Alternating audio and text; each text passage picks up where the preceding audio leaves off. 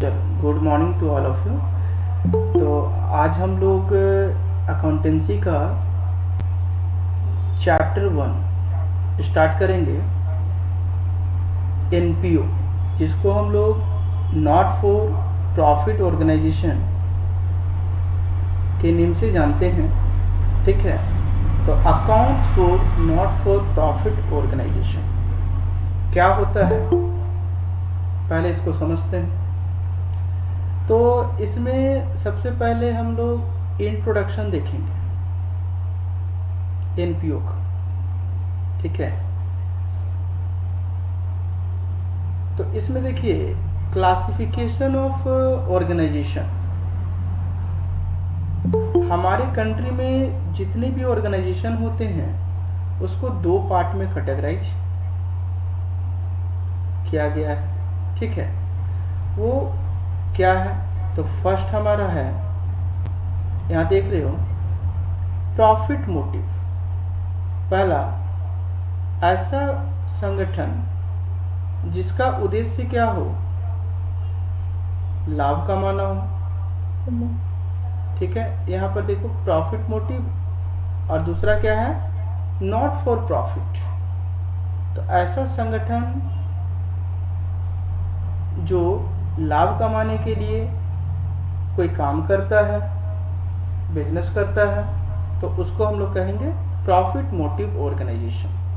वहीं दूसरी ओर ऐसा भी संगठन, ऐसा भी ऑर्गेनाइजेशन हमारे कंट्री में काम करता है जिसका मोटिव क्या होता है, पब्लिक का वेलफेयर करना, समाज का कल्याण करना। ठीक है, तो यहाँ पर हम लोग वही चीज़ को लिखे हैं, मीनिंग में देखेंगे, enterprises are profit earning entities since their main objective is to earn profit. ठीक है, वहीं यहाँ पर देखें meaning, organizations whose main objective is not to earn profit but to serve the society and its member।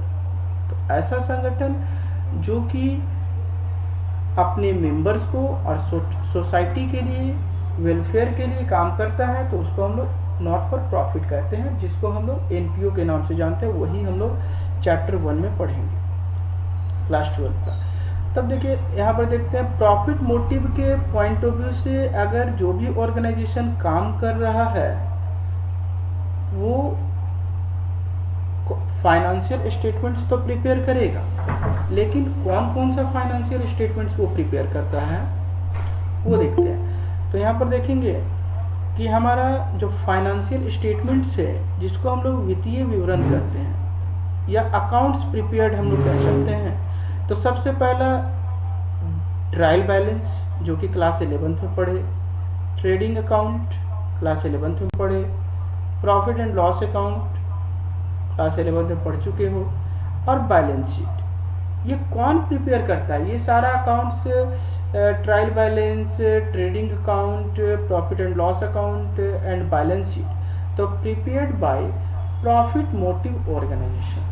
ऐसा कोई संगठन जिसका लाभ कमाना उद्देश्य होगा, ये अकाउंट्स प्रिपेयर करेगा। Trial balance, trading account, PL account, balance sheet, याद रखोगे। अब वहीं नॉट फॉर प्रॉफिट में आते हैं, तो यहाँ पे क्या अकाउंट्स प्रिपेयर किया जाएगा एनपीओ के लिए, ये तो पढ़े नहीं हो अभी तक। तो इसमें सबसे पहला नंबर होता है receipts and payments account. Okay, and second है income and expenditure account. Third है बैलेंस शीट। लिखने में परेशान नहीं होना, किसी को समझना है। अभी देखो हम लोग यहाँ अटेंडेंस कंपलसरी है क्लास 12 में। अटेंडेंस कम होगा, 20 मार्क्स प्रैक्टिकल वाइवा में जब दिया जाएगा तो फिर कम मिलेगा। ठीक है, सोच लेना। तो हम लोग यहाँ जो भी कॉन्सेप्ट करेंगे ना, उसका सीरियल नंबर यहाँ पर लिख दिया गया। 1 नंबर हम लोग कर चुके हैं, अब सेकेंड नंबर करते हैं। ठीक है, सेकेंड में हमारा क्या है, यहाँ देखिए, meaning and concept of not for profit organization. इसमें सबसे पहला देखेंगे कि मीनिंग क्या है एनपीओ का। तो देखो यहाँ लिखे ना, एनी ऑर्गेनाइजेशन, कोई भी संगठन whose मेन ऑब्जेक्टिव्स, जिसका मुख्य उद्देश्य, main objectives is not to earn profit, not to earn profit. Simple. ऐसा कोई भी संगठन हमारे इंडिया में काम कर रहा है जिसका मेन उद्देश्य क्या है, प्रॉफिट करना नहीं है, ठीक है। They are created for the, देखो क्रिएट क्यों किया जाता है, इसको बनाया क्यों जाता है एनपीओ को, तो they are created for the benefit of its members, मतलब जो भी उसके मेंबर्स होंगे ना, उनके भलाई के लिए ही, उनके लाभ के लिए ही बनाया जाता है। और किन के लिए, तो सोसाइटी के लोगों के लिए, जैसे हॉस्पिटल्स बना दिया गया, मंदिर बना दिया गया, मस्जिद बना दिया गया, गुरुद्वारा बना दिया गया, स्कूल बना दिया गया, कॉलेज बना दिया। इससे बेनिफिट किसको मिलेगा, तो बेनिफिट मंदिर के जो मेंबर्स होंगे उनको तो मिलेगा, साथ साथ जो सोसाइटी के लोग हैं उनको भी उसका एडवांटेज मिलेगा। म्यूट कर दो सभी लोग, म्यूट कर दो, किन्हीं का अनम्यूट है।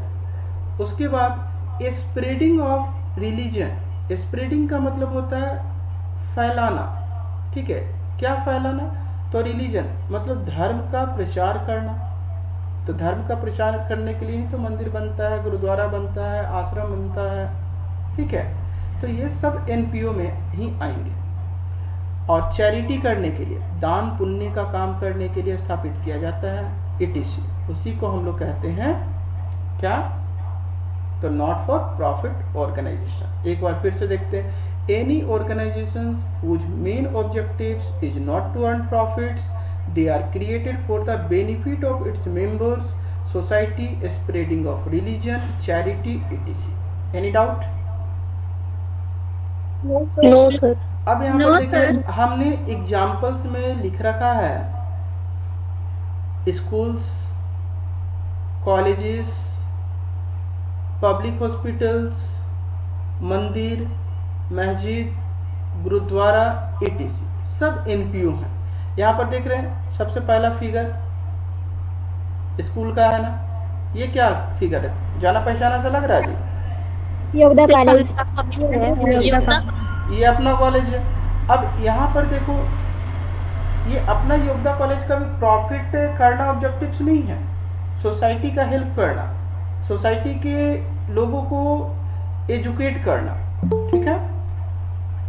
यहाँ पर देख रहे हो ये क्या है, ये भी जाना पहचाना से दिख रहा है, ये रांची का रिम्स है, रिम्स हॉस्पिटल का नाम सुने होंगे ना सभी लोग।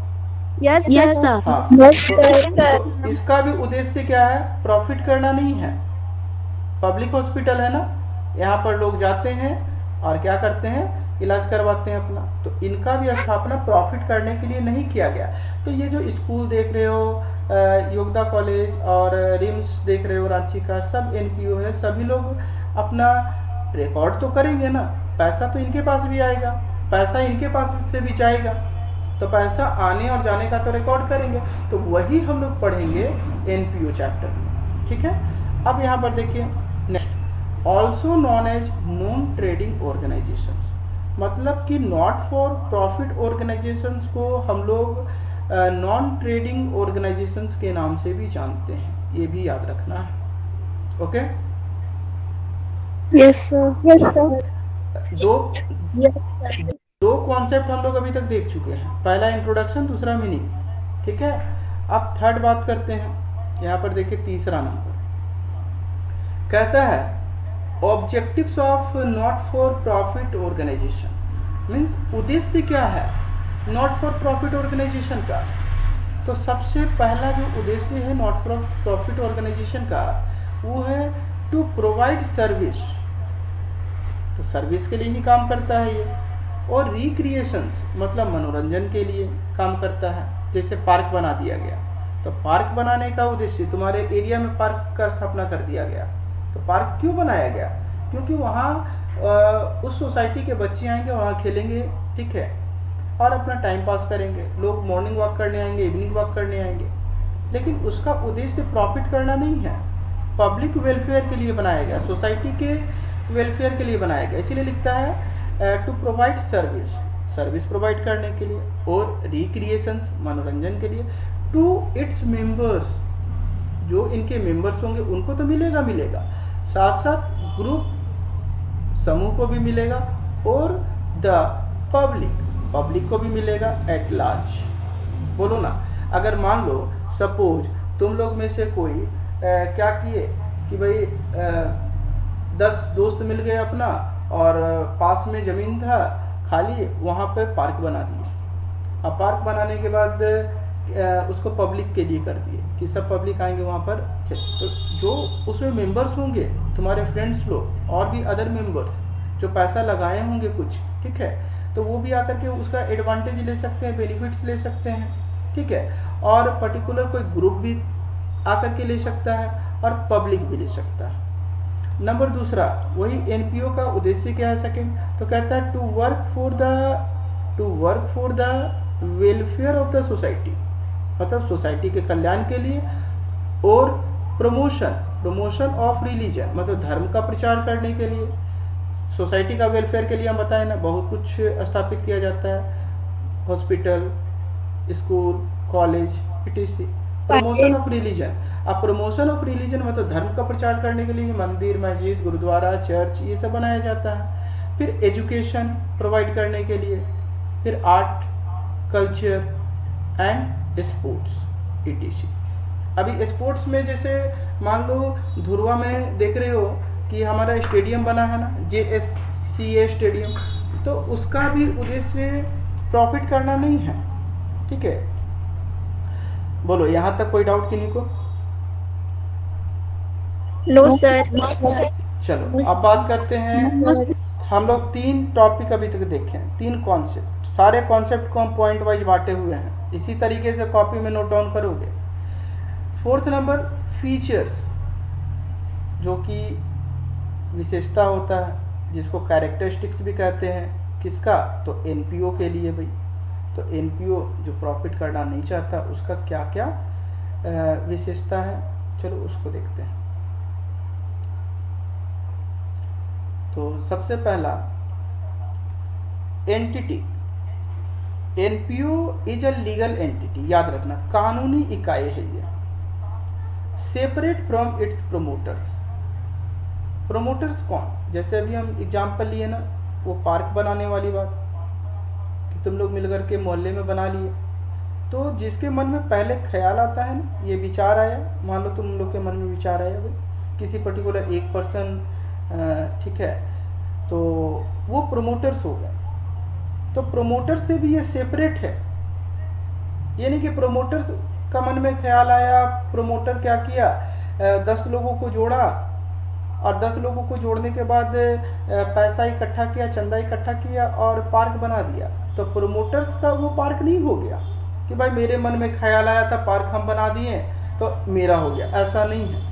तो इसीलिए कहा गया सेपरेट होता है फ्रॉम इट्स प्रोमोटर्स, इसका अपना अलग पहचान होता है, इसीलिए हम लोग कहते हैं entity. NPO is a legal entity separate from its promoters. वहीं नंबर 2 पर्पस, पर्पस का मतलब ऑब्जेक्टिव्स, क्या ऑब्जेक्टिव्स है, तो their purpose is to further, cultural हो सकता है, एजुकेशनल हो सकता है, रिलीजियस हो सकता है, प्रोफेशनल ऑब्जेक्टिव्स हो सकता है, and rendering service to people at large. तो ये ऑब्जेक्टिव्स है। तो यहाँ पर बात समझ में नहीं आ रहा होगा ये प्रोफेशनल का, तो प्रोफेशनल का मतलब जैसे चार्टर्ड अकाउंटेंट का नाम सुने होंगे, ठीक है, CMA cost and management accounting का नाम सुने होंगे। तो ये सब भी क्या है, इंस्टीट्यूशंस है जो कि प्रोफेशनल डिग्री प्रोवाइड करते हैं। तो उनका भी स्थापना करने का एकमात्र उद्देश्य होता है पब्लिक वेलफेयर, ठीक है। तो वो सारे को हम लोग प्रोफेशनल के कैटेगरी में रखते हैं। और यहाँ कहता है रेंडरिंग सर्विस टू पीपल, तो सर्विस ही देता है ना अल्टीमेट एनपीओ। तो एनपीओ का उद्देश्य हो गया कल्चरल, एजुकेशनल, रिलीजियस, प्रोफेशनल और rendering service to people at large. तीसरा पॉइंट का बात करते हैं ownership. It is set up as charitable society. देखो याद रखना, ओनरशिप इस पे किसी का नहीं होता, ठीक है। ये चैरिटेबल सोसाइटी और ट्रस्ट इसको कहते हैं हम लोग, एनपीओ को, मतलब चैरिटेबल सोसाइटी और ट्रस्ट के जैसे ही इसको सेट किया जाता है, स्थापित किया जाता है। Thus it is not owned by an individual. अभी भी हम लोग बात किए, किसी इंडिविजुअल का नहीं होता, किसी ग्रुप का नहीं होता, of individuals but belongs to the society, ये बिलोंग्स करता है सोसाइटी से। बोलो, any doubt? No, sir. Number fourth, profit is not the objective. इसका ऑब्जेक्टिव तो जानते ही हो, प्रॉफिट नहीं होता, सिंपल सी बात। तो लिखता है NPO does not function with the objective of earning profit. ये फंक्शन करता है, काम तो करता है, लेकिन ऑब्जेक्टिव इसका प्रॉफिट नहीं होता। लेकिन it does not mean that it can not earn profit. इसका मतलब ये नहीं है कि ये प्रॉफिट नहीं करेगा। अरे भाई, पैसा हमारे पास नहीं आएगा तो हम अपने पार्क को कैसे मेंटेन करेंगे, मंदिर को मेंटेन कैसे करेंगे, मस्जिद को मेंटेन कैसे करेंगे? पैसा तो आना चाहिए। तो इसलिए कहता है NPO does not function with the objective of earning profit but it does not mean that it can not earn profit. इसका मतलब ये नहीं है कि ये प्रॉफिट नहीं कर सकता। टर्म्ड एज सरप्लस, ये प्रॉफिट तो करता है, लाभ तो इसको भी होता है, लेकिन उसको हम लोग लाभ नहीं कहते हैं, उसको हम लोग कहते हैं, याद रखना, सरप्लस। याद करो, जब बनाते थे फाइनल अकाउंट्स, तो फाइनल अकाउंट्स में ट्रेडिंग बनाने के बाद और पीएल बनाने के बाद हम लोग को नेट प्रॉफिट और नेट लॉस होता था। तो यहाँ पर हम लोग इनकम एक्सपेंडिचर बनाएंगे जी। तो इनकम एक्सपेंडिचर बनाएंगे तो वहाँ पे भी तो हमको दिखेगा, या तो पैसा क्या हो गया, ज़्यादा हो गया या तो कम हो गया। तो मान लेते हैं ज़्यादा हो गया तो हम उसको प्रॉफिट वहाँ पे नहीं कहेंगे, क्या कहेंगे, सरप्लस। याद रखना, क्वेश्चन करेंगे। एनपीओ को क्या होता है, तो सरप्लस होता है एनपीओ का, प्रॉफिट नहीं होता। तो सरप्लस इज नेसेसरी, कहता है सरप्लस जरूरी है, किस लिए, तो टू मेंटेन इट्स असेट्स। अब भाई पार्क का असेट क्या हो जाएगा, झूला हो जाएगा, ठीक है, और भी जो भी चीज़ वहाँ लगाओगे वो सारा असेट हो जाएगा। तो अगर सरप्लस नहीं होगा तो कैसे असेट्स उसमें लेकर आओगे, एंड ऑल्सो ऑपरेशंस, और उसका काम कैसे चलेगा, उसमें माली रखोगे और भी एम्प्लॉई रखोगे, उसको पैसा कहाँ से दोगे, उसको तो पैसा देना पड़ेगा ना, ठीक है। तो इसलिए कहता है ये प्रॉफिट तो करता है, लेकिन प्रॉफिट को हम लोग सरप्लस के रूप में जानते हैं और लिखते हैं। और सरप्लस इज नेसेसरी, सरप्लस जरूरी होता है, क्यों, तो मेंटेन करने के लिए असेट को और इसके ऑपरेशंस को, ठीक है, कार्यों को। अब कहता है surplus is used for the, surplus is used for the objectives for which it is set up and is not distributed among its members. ये बात याद रखना। अब मान लो तुम लोग पार्क बनाए, अब पार्क तो बना दिए भाई, अब सरप्लस हो गया, मान लो एक साल में तुमको अधिक पैसा आ गया, मेंबर से जितना पैसा कलेक्ट किए, जितना खर्च किए ना, उसमें 1 लाख रुपए एक साल में प्रॉफिट हो गया, मान लो सरप्लस हो गया, प्रॉफिट तो कहेंगे नहीं हम लोग, सरप्लस हो गया 1 लाख रुपया। तो क्या करोगे, जितना मेंबर्स थे सब बांट लोगे आपस में? तो ऐसा नहीं होता, बांटा नहीं जाता, वो क्या होगा, वो फ्यूचर के लिए रख दिया जाएगा, ठीक है। वही कहता है surplus is used for the objectives for which is it is set up, ठीक है। तो उसी पे फिर से लगाया जाएगा। नेक्स्ट पॉइंट बात करते हैं मैनेजमेंट। अब मैनेजमेंट क्या है, प्रबंधन।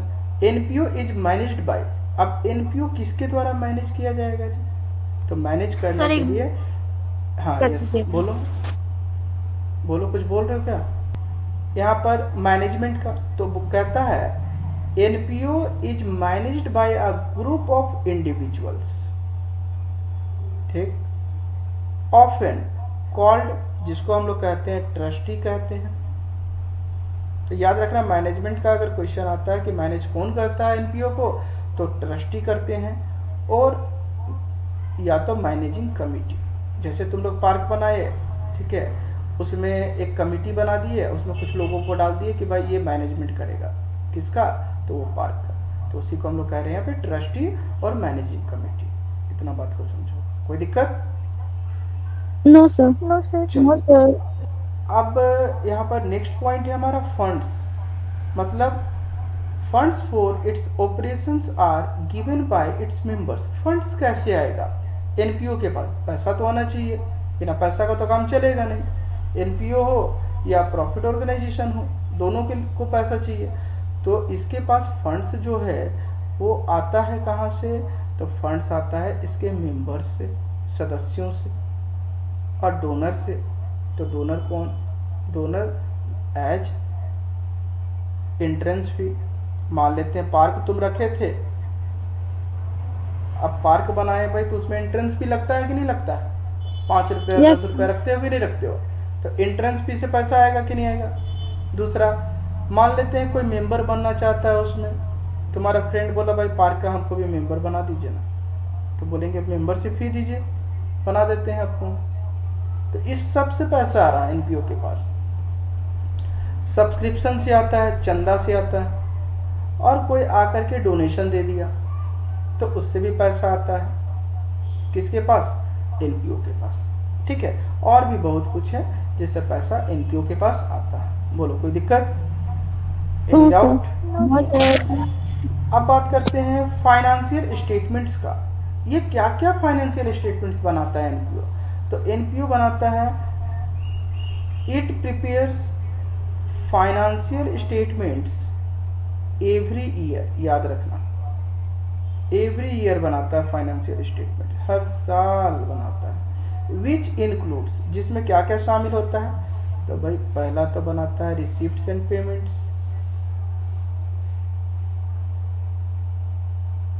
दूसरा बनाता है इनकम एक्सपेंडिचर, और थर्ड नंबर बनाता है बैलेंस शीट। Balance sheet. बोलो ना, अब समझ में आ गया यहाँ तक? Yes sir. Yes sir. चलो आगे बढ़ते हैं। अब देखते हैं यहाँ पर chart of difference between the not for profit organization and profit organization. दोनों में क्या अंतर है? सबसे पहला जो अंतर है यहाँ पे मीनिंग के आधार पे देखेंगे, तो मीनिंग तो जानते ही हैं, चलो एक बार देखते हैं तब भी। They did not their work for earning profit. ये कभी भी काम अर्निंग प्रॉफिट के लिए नहीं करता। rather than its main objectives is to do work to achieve a specific goal for the welfare of society। देखो किसके लिए काम करता है ये? तो सोसाइटी के कल्याण के लिए और मेंबर्स के कल्याण के लिए। वहीं प्रॉफिट ऑर्गेनाइजेशन का मीनिंग देखते हैं, तो profit organization is that organization which exists to make a profit for its owner। तो profit organizations is that organization which exist, ये exist ही करता है, इसका अस्तित्व ही होता है। क्यों? तो प्रॉफिट करने के लिए। किसको मिलता है प्रॉफिट? तो मालिक को मिलता है, ओनर को मिलता है। बोलो कोई दिक्कत? No sir. No sir. दूसरा डिफरेंस देखते हैं, मेन ऑब्जेक्टिव, मुख्य उद्देश्य। तो to serve society for a better future, to serve society for a better future. ठीक, उद्देश्य क्या होता है? सर्व करता है ना सोसाइटी को ये, तो सोसाइटी का बेटर फ्यूचर के लिए करता है, अच्छा भविष्य हो। फिर प्रॉफिट ऑर्गेनाइजेशन क्यों? तो earn more profit to run the business because profit is the fuel of every business.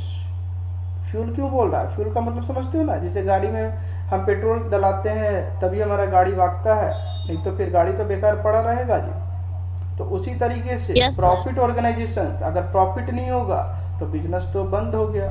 तो इसलिए कहता है to earn more profit to run the business because profit is the fuel of every business.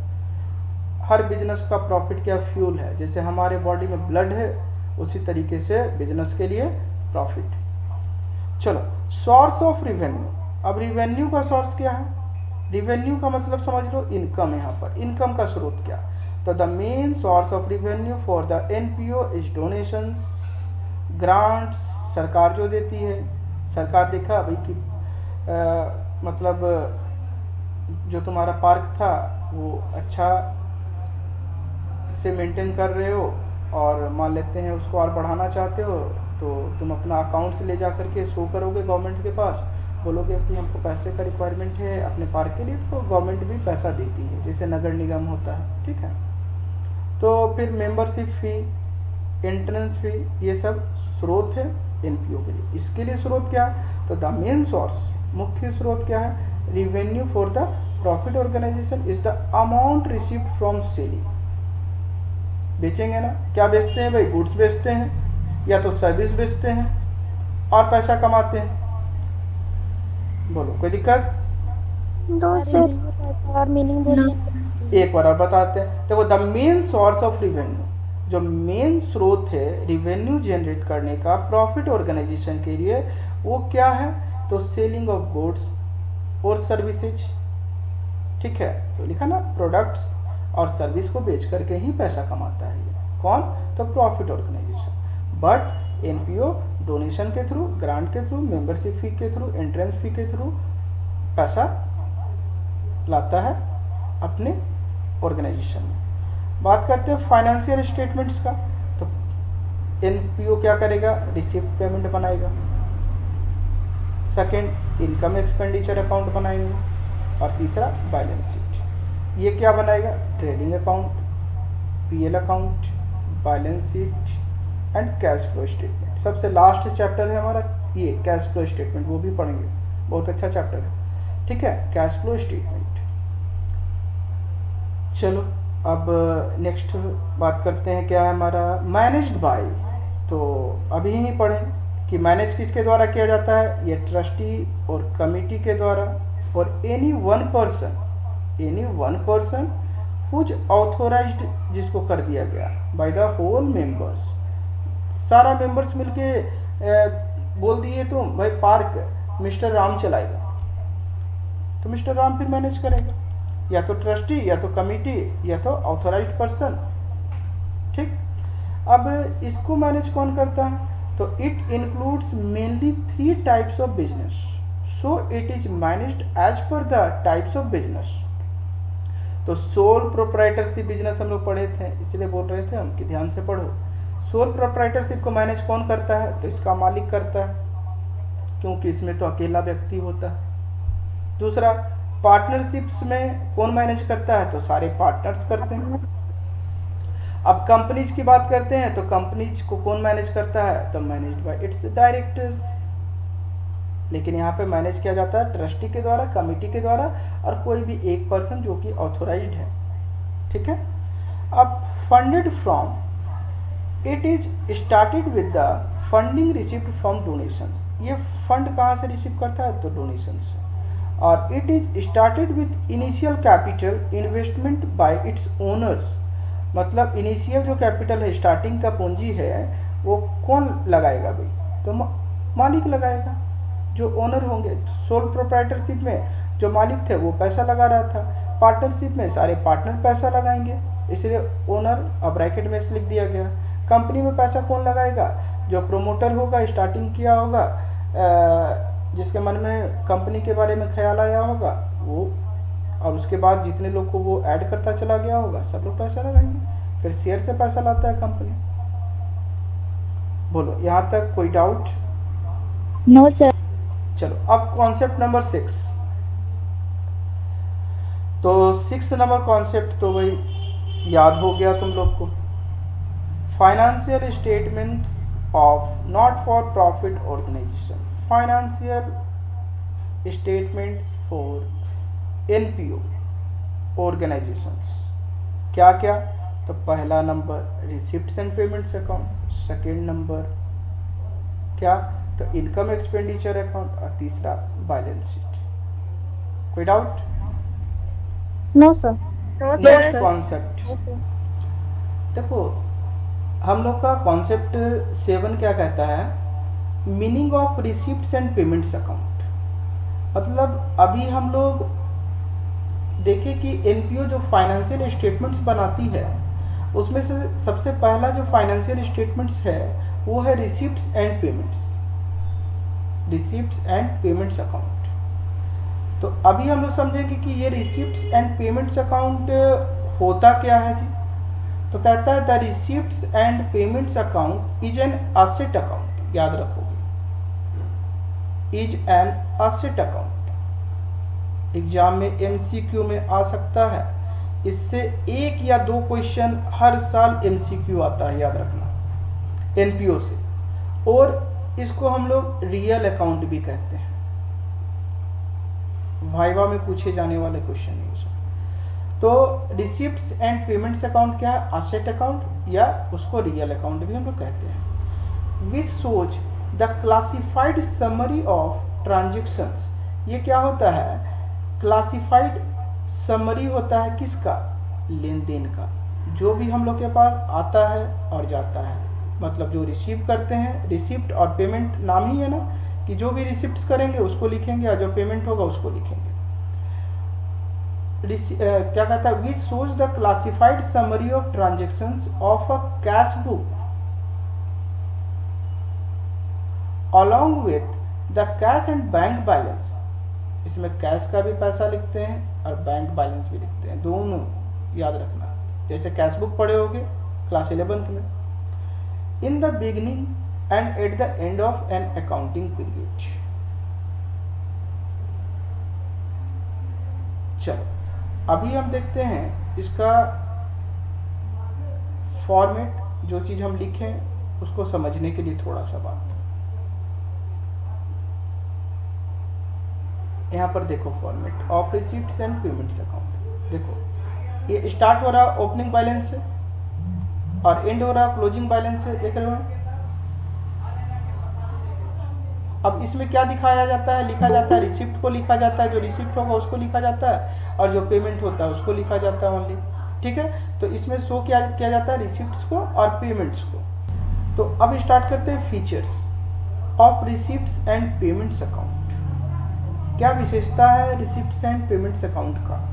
तो कहता है सबसे पहला विशेषता, it starts with the opening balance of cash in hand.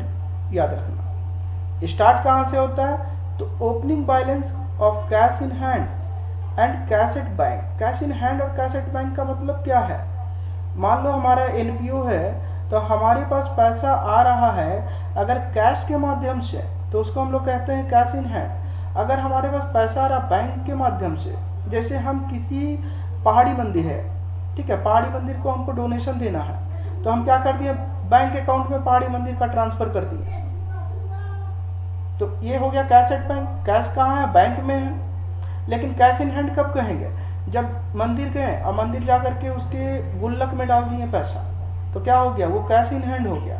तो वही कहता है it starts with the opening balance of cash in hand and cash at bank. ये स्टार्ट होता है opening balance of cash in hand और cash at bank. चलिए देखते हैं, देखो यहाँ पे है ना, स्टार्ट हो रहा है टू बैलेंस बीडी।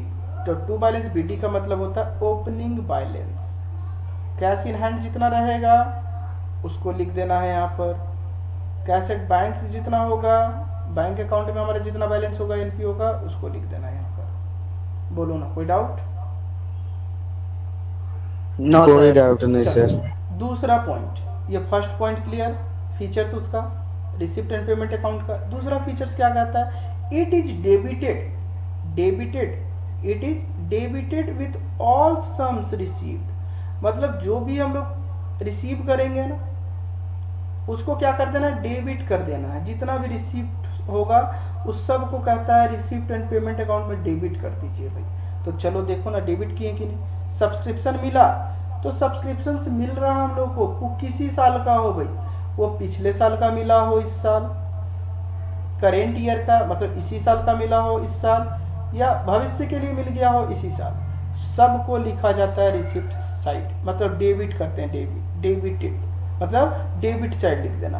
देखो डोनेशन मिला, जनरल डोनेशन लिख दिए ना, ऑल रिसिप्ट्स को डेबिट किया जाता है। एंट्रेंस फी मिला, जैसे मान लो एंट्रेंस फी, एडमिशन फी कैसे होता है, जैसे तुम अपने मोहल्ले में पार्क बना दिए, अब पार्क बना दिए, उसमें 10 लोग मिलकर के पैसे दिए और पैसे सब्सक्रिप्शन से आया, डोनेशन से आया, पार्क बना दिए। अब पार्क में एंट्री के लिए एंट्रेंस फी रखोगे कि नहीं रखोगे? ठीक है। तो कहीं भी जाओगे तो बहुत सारा ऐसा एनपीओ है जहाँ एंट्रेंस फी होता है, तो एंट्रेंस फी से पैसा आता है। जनरल ग्रांट्स मतलब गवर्नमेंट देती है, जैसे पार्क बनाए तो नगर निगम से कुछ पैसा ले लिए, कुछ अपने पार्षद से पैसा ले लिए। तो पार्षद भी कहाँ से, अपने पैकेट से देता है जी? नहीं, गवर्नमेंट का पैसा वो देता है, ठीक है। मान लो पहाड़ी मंदिर पर डे न्यूज़पेपर लेता था, ठीक है। तो न्यूज़पेपर लेता है, उसको फिर क्या करेगा? उसको तो कबाड़ वाले को बेचेगा ना, तो कबाड़ को बेचेगा तो पैसा आएगा कि नहीं आएगा? तो रिसिप्ट होगा ना। तो sale of newspaper, grass, etc सबको रिसिप्ट में लिखेंगे, मतलब डेबिट साइड, ठीक है। जितना भी रिसिप्ट होगा डेबिट में, वही सब चीज़ यहाँ पे दिया हुआ है, ठीक है। सारा पढ़ेंगे तो बहुत टाइम लगेगा। बोलो, बात समझ में आ गया यहाँ तक? Yes sir, yes sir, yes sir. Second point हो गया। थर्ड पॉइंट की तरफ बढ़ते हैं। कहता है it is credited with all sums paid out, मतलब जितना भी हम पे करेंगे ना, ऑब्वियस सी बात है भाई, पैसा आ रहा है तो पैसा जाएगा भी। जैसे एम्प्लॉई रखे हैं तो उसको मजदूरी देना होगा, सैलरी देना होगा, पेपर खरीदे तो पेपर वाले को पैसा देना होगा, ठीक है। तो जितना भी पैसा जाएगा, ठीक है, उसको हम लोग क्या करते हैं? क्रेडिटेड करते हैं, मतलब क्रेडिट साइड लिखेंगे, पेमेंट साइड, जो कि हमारा राइट साइड होगा, ठीक है, जो कि हमारा राइट साइड होगा। तो देखो ना, यहाँ पर सैलरी गया लिख दिए, रेंट लिख दिए, पोस्टेज एक्सपेंसेज लिख दिए, न्यूज़पेपर एंड मैगजीन्स परचेज किए लिख दिए, रिपेयर लिख दिए, ठीक है। ये सारा पेमेंट्स का है, तो सारे पेमेंट्स को हम लोग क्या करेंगे? क्रेडिटेड करेंगे। बोलो, कोई doubt? No sir. No sir. हाँ, नेक्स्ट पॉइंट कहता है इट रिकॉर्ड्स, सुनो, it records all receipts, it records all receipts, ध्यान देना, बड़ा इंपॉर्टेंट बात है। It records all receipts and payments, all receipts and payments whether they are of revenue nature और कैपिटल नेचर। अब ये रिवेन्यू नेचर और कैपिटल नेचर क्या होता है?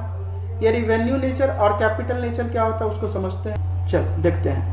तो कहता है it records all receipts and payments whether they are of revenue nature और कैपिटल नेचर। देखो, रिवेन्यू नेचर का मतलब समझ लो, सिंपल क्या होता है। रिवेन्यू नेचर हम लोग कहते हैं रेकरिंग को। रेकरिंग वर्ड का मतलब क्या होता है? अगर बार बार पैसा आ रहा है, ठीक है, मतलब लगातार आ रहा किसी माध्यम से, उसको हम कहते हैं रेकरिंग नेचर, रिवेन्यू नेचर। लेकिन कभी कभार अगर किसी माध्यम से पैसा आता है तो उसको हम लोग कहते हैं कैपिटल नेचर, कैपिटल रिसिप्ट्स। तो रेकरिंग का मतलब बार बार और कैपिटल रिसिप्ट्स का मतलब कभी कभी। वही चीज़ को यहाँ पे हम लिखे हुए हैं, यहाँ ध्यान दो। यहाँ पर क्या है, जो कैपिटल नेचर है ना, तो कैपिटल नेचर का एक्सपेंडिचर भी होगा और कैपिटल नेचर का तुम्हारा रिसिप्ट्स भी होगा। देखो यहाँ पर कैपिटल नेचर का, ध्यान से समझना, कैपिटल नेचर का एक्सपेंडिचर होता है, मतलब कैपिटल नेचर को हम दो पार्ट में क्लासिफाई करके बता रहे हैं यहाँ पर, और capital receipts, capital expenditure and capital receipt. तो कैपिटल एक्सपेंडिचर क्या है वो सुनो। पहला point, it is an expenditure which benefits the organisations for more than one accounting year. मतलब कैपिटल एक्सपेंडिचर हम किसको कह रहे हैं? जिसका बेनिफिट्स हमको एक अकाउंटिंग पीरियड से ज़्यादा के लिए मिले, मतलब एक साल से अधिक के लिए, उसको हम लोग कहेंगे capital expenditure. Second point, it results in the acquisition of assets which are used for the furtherance of activities carried on by the NPO। तीसरा पॉइंट क्या लिखता है? एग्जाम्पल्स इसमें क्या है? तो cost of land, building, furniture and any addition there to.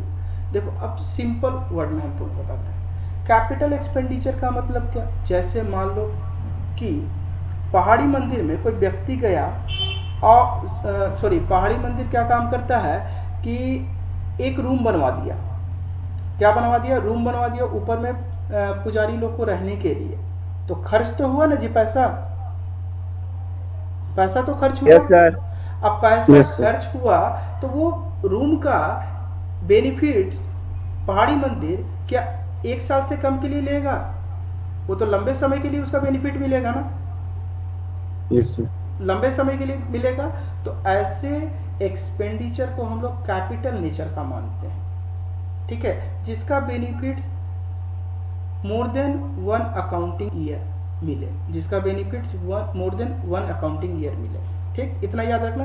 फिर क्वेश्चन जब बनाएंगे तब और भी डिटेल्स में हम लोग बात करेंगे। अब कैपिटल रिसिप्ट्स का बात करते हैं। इसमें क्या लिखता है? Receipts other than revenue receipts, जो रिवेन्यू नेचर का नहीं हो, बार बार नहीं मिलता हो। Revenue receipts are termed as capital receipts. जो रिवेन्यू नेचर का नहीं होगा उसको हम लोग कैपिटल नेचर का मानेंगे। जैसे मान लो तुम में से कोई गए पहाड़ी मंदिर ही, अब पहाड़ी मंदिर में जाकर के 1 लाख रुपए दे दिए। क्या अब हमेशा आदमी 1-1 लाख रुपए देता है पहाड़ी मंदिर में जाके? तो ये क्या कहलाएगा? कैपिटल नेचर का रिसिप्ट सही है।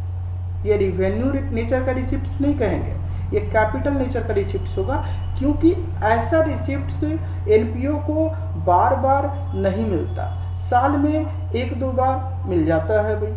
जैसे 1 लाख रुपए तुम दिए और उसको पहाड़ी मंदिर को क्या बोल दिए कि भाई आप इस 1 लाख रुपए को यहाँ पर इस मंदिर के रूम में टाइल्स लगा दीजिएगा इस 1 लाख रुपए का।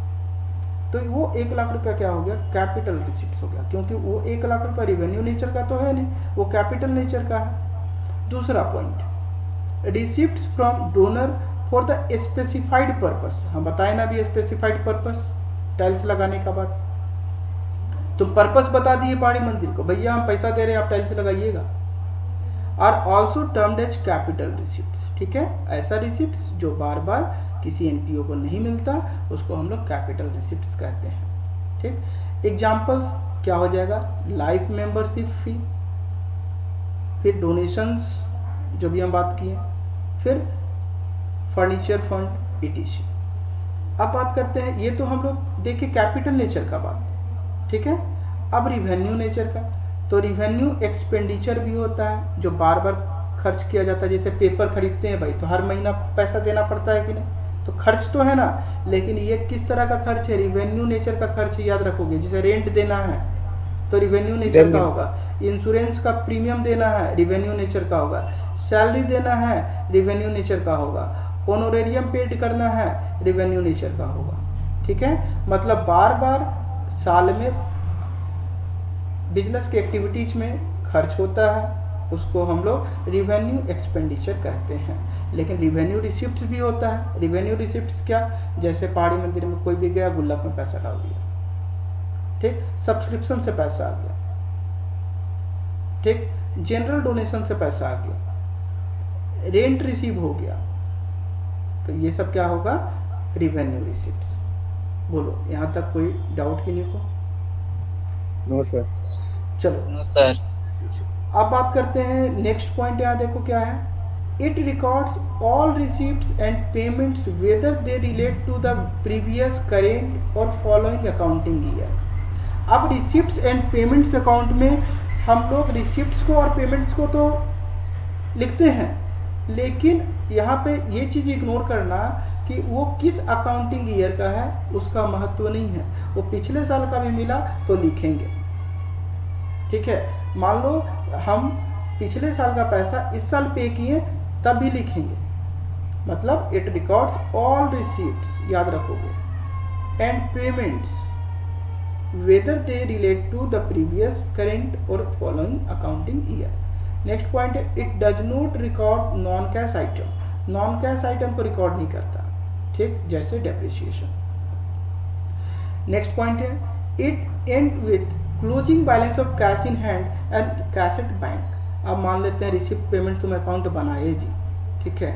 चलो इसको भी समझते हैं। यहाँ पर मान लो रिसिप्ट एंड पेमेंट अकाउंट यहाँ पर देखो एक बना के रखे हैं भाई। अब यहाँ पे ओपनिंग बैलेंस था 20,000 रुपया, सब्सक्रिप्शन मिला वो सारा लिख दिए, ठीक है, डोनेशन मिला लिख दिए, ठीक है, सारा रिसिप्ट हम लिख दिए यहाँ पर, ठीक है। पेमेंट यहाँ पे लिख दिए, देख रहे हो, पेमेंट सारा लिख दिए, ठीक, यहाँ तक पेमेंट हो गया। अब यहाँ पर ऐड करके तुमको देखना होगा ना कि हमारे पास रिसिप्ट ज़्यादा हुआ है कि पेमेंट्स ज़्यादा हुआ है। अगर मान लो रिसिप्ट ज़्यादा होगा, अगर रिसिप्ट ज़्यादा होगा तो इधर क्या होगा, कम होगा, तो यहाँ पे हमको जोड़ना होगा ना। तो यही चीज़ को हम लोग बैलेंसिंग फिगर में लाते हैं इसको, ठीक है। जितना घटेगा वो लिख देंगे तो पता चलेगा कि इतना पैसा हम लोग के पास बचा हुआ है, ठीक है। तो क्लोजिंग बैलेंस है, तो क्लोजिंग बैलेंस वो कैश के फॉर्म में भी हो सकता है, बैंक के भी फॉर्म में हो सकता है, लेकिन जो एग्जांपल यहाँ पर हम दिखाए हैं उसमें डायरेक्ट बैलेंस शीट ही करके लिख दिया गया है, उससे कोई प्रॉब्लम नहीं है। बोलो, बात समझ में आ गया? चलो अब देखते हैं हम लोग। सर इसको हाँ। और एक बार समझा दीजिए। चलो एक और आप समझा देते। देखो जैसे मान लेते हैं ये जो भी रिसिप्ट्स होता है उसको हम लोग डेबिट साइड लिखते हैं ना, तो डेबिट में जितना रिसिप्ट था वो लिख दी, ठीक, और पेमेंट्स जितना था वो लिख दिए। ये वाला चीज़ नहीं रहेगा, ठीक है, ये अभी नहीं रहेगा। अब तुम्हारा रिसिप्ट्स मान लो ऐड किए तो दिखा कि 2,21,000 रुपये आया, लेकिन पेमेंट्स तो इतना ही किए हैं ना हम, ये नहीं है, ये वाला नहीं है, पेमेंट्स इतना ही किए हैं। तो पेमेंट्स पता चला कम किए हैं, कितना कम किए हैं, 2,21,000 में तुम माइनस कर दो 50,000 तो कितना आएगा, 21 इधर चला गया, कितना आएगा, मान लेते हैं 50 से हटाओगे तो कितना जाएगा, 1,71,000 होगा ना। मतलब सोच लो तुम्हारा रिसिप्ट हुआ है 2,21,000, लेकिन तुम पेमेंट कितना किए हो, 1,71,000 ही, तो क्लोजिंग बैलेंस तुम्हारे पास बच गया ना। तो क्लोजिंग बैलेंस कितना बच गया, वही 50,000 रुपये लिखा गया है, ठीक है। तो वही यहाँ पे कहता है हमारा last features, it ends with closing balance of cash in hand and cash at bank.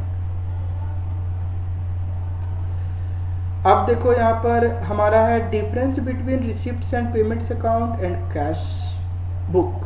Cash book पढ़ के आए हो 11th में, पढ़े हो ना। देखो यहाँ पर समझते हैं हमारा क्या होता है। पहला बेसिस, तो it is prepared on the basis of cash book. ये कैश बुक के बेसिस पे बनता है रिसिप्ट एंड पेमेंट अकाउंट, याद रखना।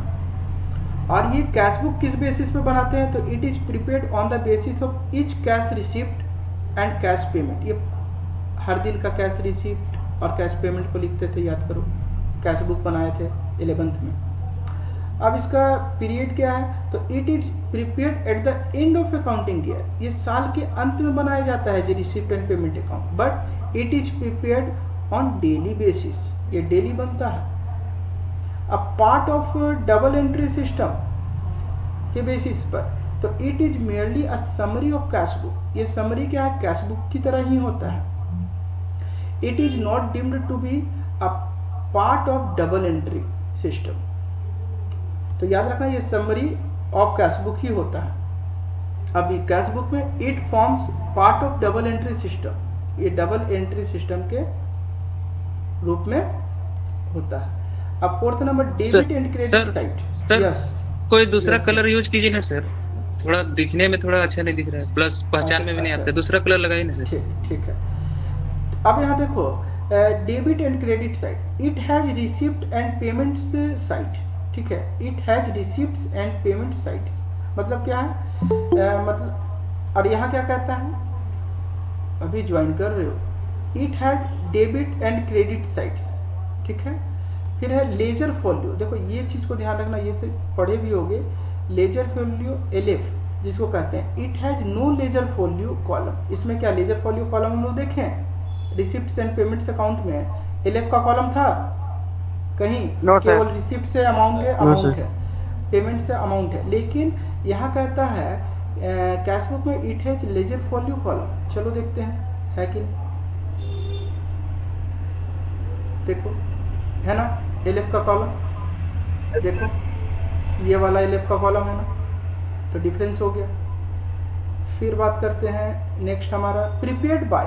It is prepared by not for profit organisations but it is prepared by all organisations weather profit seeking और not profit. ये दोनों संगठन बनाते हैं, ठीक है, प्रॉफिट वाले भी और नॉट फॉर प्रॉफिट वाले भी। बोलो कोई डाउट यहाँ तक? देखो लास्ट कॉन्सेप्ट 10 नंबर, ठीक है, सारे कॉन्सेप्ट को हम यहाँ पर 1 2 3 4 5 6 7 8 9 10 करके शो किए। 10 नंबर क्या है, तो फॉर्मेट है रिसिप्ट और पेमेंट का। ठीक है, यहाँ पर रिसिप्ट साइड में देख रहे हो, अभी हम लोग डिस्कस किए थे, और पेमेंट साइड का देख रहे हो। अब क्वेश्चन बनाएंगे तो और भी अच्छे से समझ में आ जाएगा। ठीक है, ये देखो यहाँ पर हम शो कर दे रहे हैं रिसिप्ट एंड पेमेंट्स अकाउंट का फॉर्मेट। इसको नोट कॉपी में सभी लोग अच्छे ढंग से नोट्स कर लेंगे। ठीक है, यस सर। ठीक, अरे यहाँ पर हाँ ठीक है, इसको अभी हम YouTube पे वीडियो को डाल देंगे, वहाँ से देख लोगे। चलो okay, thank you to all.